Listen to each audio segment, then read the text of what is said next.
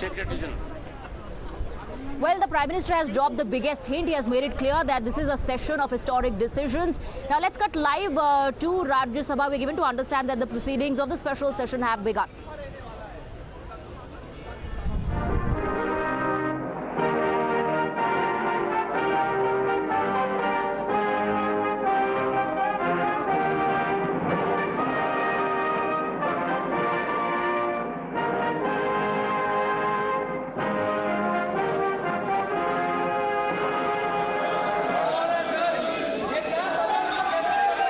जो एक मिनट, एक सेकंड प्लीज, एक सेकंड बैठिए, एक सेकंड, एक मिनट, एक सेकंड प्लीज, एक सेकंड प्लीज, एक सेकंड प्लीज, एक प्लीज, प्लीज, प्लीज माननीय सदस्य, प्लीज, प्लीज, प्लीज, चुप। माननीय सदस्यगण, एक minute please, please sit down, please sit down, please sit down. Control मेरे पास है, प्लीज सिट डाउन, प्लीज। एक मिनट, एक मिनट। माननीय सदस्यगण, एक minute please, please, please, please, please, please. माननीय सदस्य, मैं एक विषय मैं बता रहा हूं आपको, एक मिनट बता रहा हूं, एक मिनट बता रहा हूं मैं। माननीय सदस्यगण, चलिए, माननीय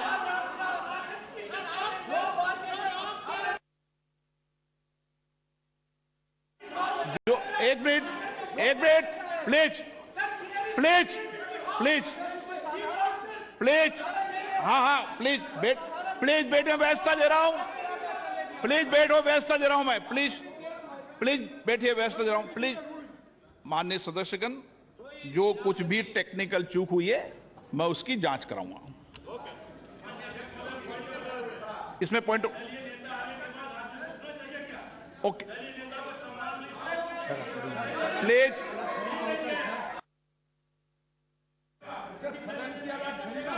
प्लीज, मैंने व्यवस्था दे दी है, इतनी बड़ी व्यवस्था दे दी है मैंने, चूक ना, जो टेक्निकल चूक हुई है उसको मैंने बता दिया ना, ये इलेक्ट्रॉनिक टेक्निक चूक है भाई, प्लीज, ओके, प्लीज। अब क्या तरीका है? नो, माननीय सदस्य, मैंने सारी बात, एक मिनट, आप बैठिए, प्लीज बैठिए, प्लीज बैठिए, प्लीज बैठिए। मैंने पूर्व में भी कह दिया है, सारे विषय को मेरे संज्ञान में आपने ला दिया है, कभी टेक्निकल चूक हो जाती है, मैं सारे विषय की जांच कराऊंगा। Okay, okay, please, please, please, please, please, please.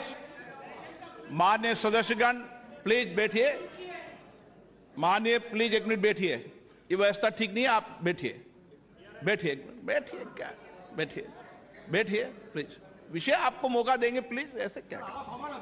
हाँ चलिए, प्लीज, कोई अपमान नहीं है, टेक्निकल चूक है, ओके, प्लीज,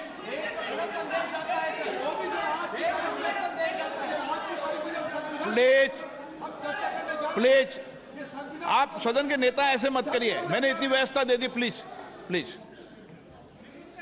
प्लीज। माननीय सदस्यगण, नई दिल्ली में G20 शिखर सम्मेलन के सफल आयोजन के लिए पूरे देश को बधाई देते हुए मुझे बेहद खुशी है भरी। इस आयोजन की सफलता ने प्रत्येक भारतीय को गर्व से भर दिया है। इसने वैश्विक स्तर पर देश की नेतृत्व की क्षमता को एक नया आयाम दिया है। मैं इस आयोजन को आम जनों का आयोजन बना देने की माननीय प्रधानमंत्री जी के विजन की सराहना करता हूं।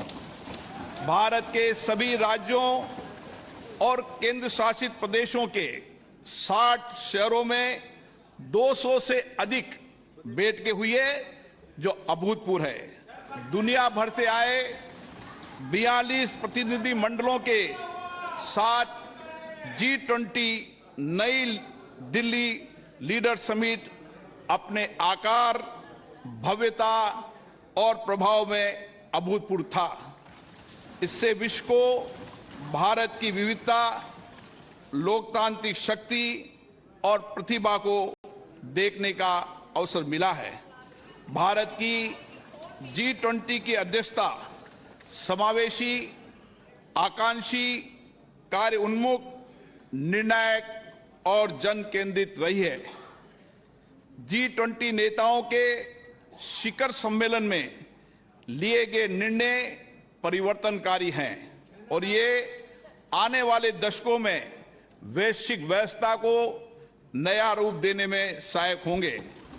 माननीय प्रधानमंत्री जी के विजन और मार्गदर्शन में G20 नई दिल्ली लीडर्स समिट घोषणा पत्र को सर्वसम्मति से अपनाया गया और संवेदनशील मुद्दों पर भी सबकी सहमति बनी।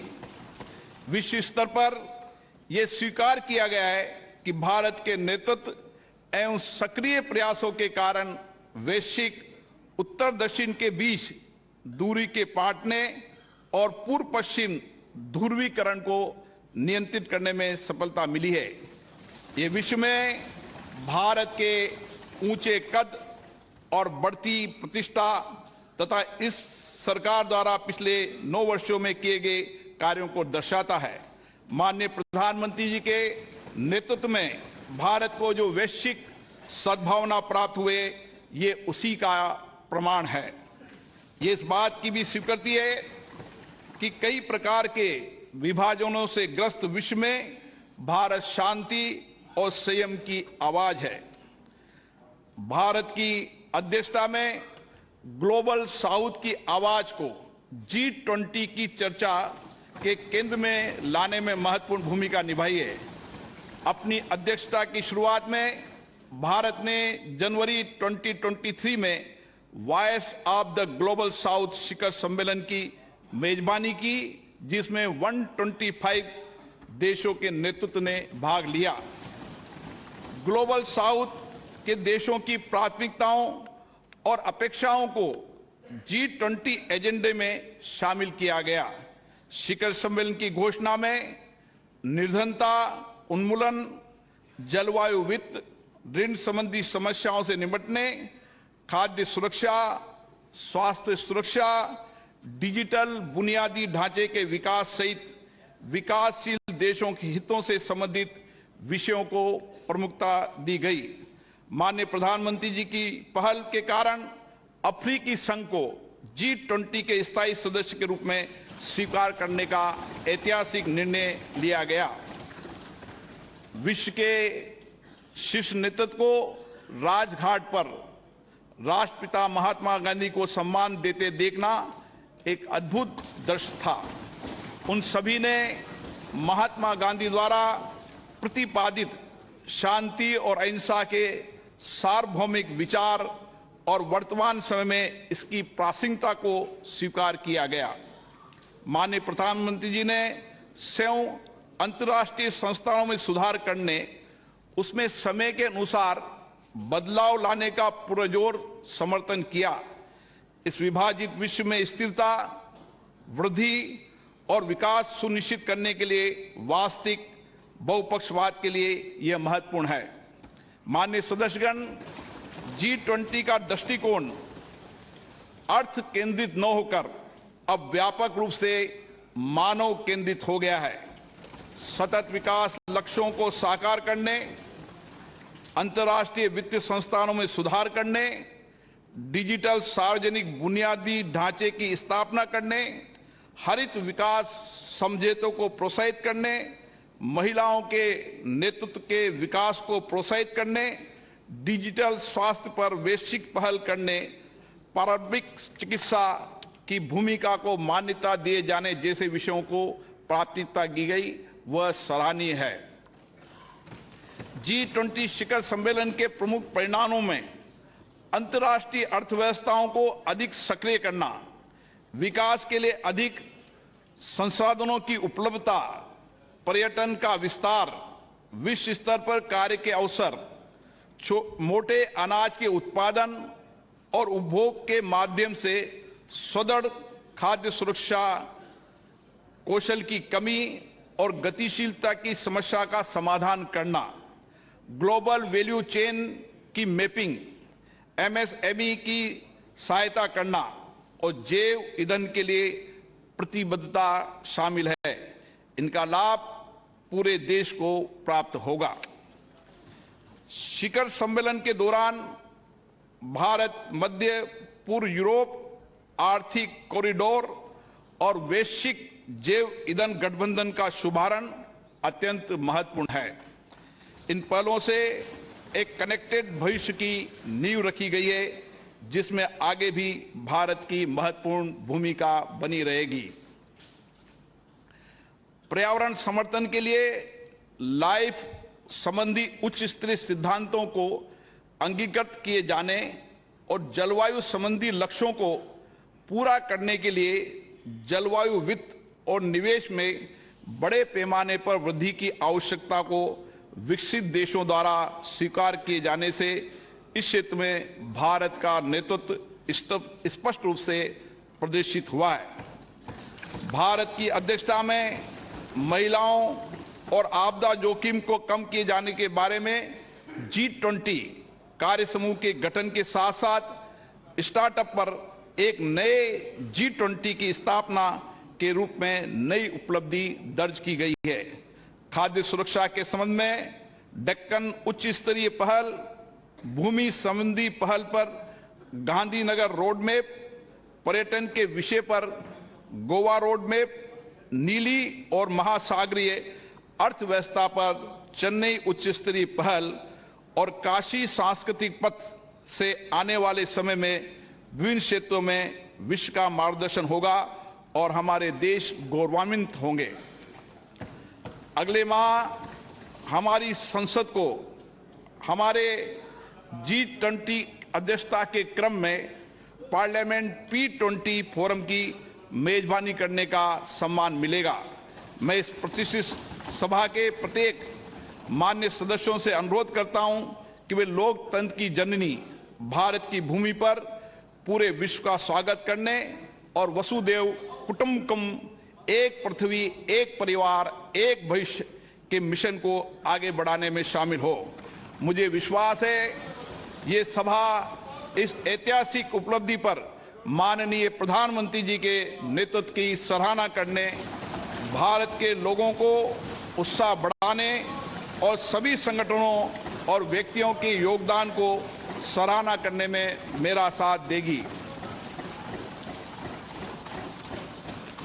श्री सुनील कुमार सिंह,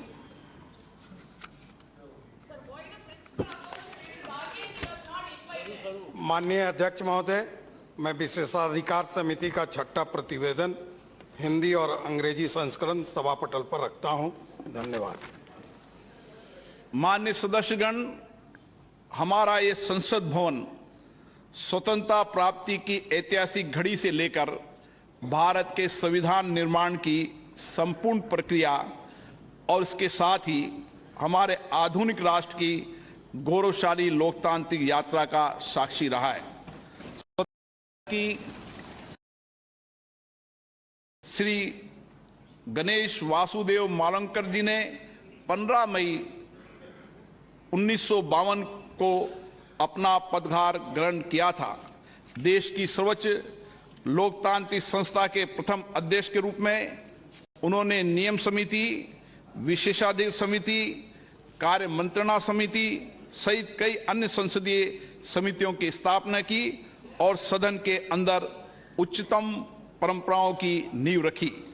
इस सदन में अभी तक मेरे पूर्व 16 माननीय सदस्य अध्यक्ष सदन के आसन पर विराजमान हुए और उन सभी ने श्रेष्ठ परंपराएं स्थापित की है। माननीय सदस्यगण, इस कक्ष के माध्यम से अब तक 15 माननीय प्रधानमंत्रियों का नेतृत्व प्राप्त हुआ। उन सभी ने अपने विचारों और कार्यों से देश की दशा और दिशा तय की है। माननीय सदस्यगण, ये सदन संवाद संस्कृति का जीवंत प्रतीक रहा है। विभिन्न दलों के बीच सहमति असहमति के बीच पिछले 75 वर्षों में देश हित में सामूहिकता से निर्णय लिए गए। संसदीय विचार विमर्श की पद्धति से देश की जनता के जीवन में सामाजिक आर्थिक बदलाव के लिए कानून बनाए गए। आपदा और संकट के समय सदन ने एकजुटता और प्रतिबद्धता से उसका सामना किया। आज इस कक्ष में कार्रवाई का अंतिम दिन है। हमारे देश की लोकतांत्रिक यात्रा में इस भवन का योगदान अतुलनीय है। आज के बाद सदन की कार्रवाई नए भवन में संचालित होगी। हम नए भवन में नई आशाओं, नई उम्मीदों के साथ प्रवेश करेंगे। मुझे विश्वास है कि हमारी संसद के नए भवन में हमारा लोकतंत्र नई ऊंचाइयों को प्राप्त करेगा।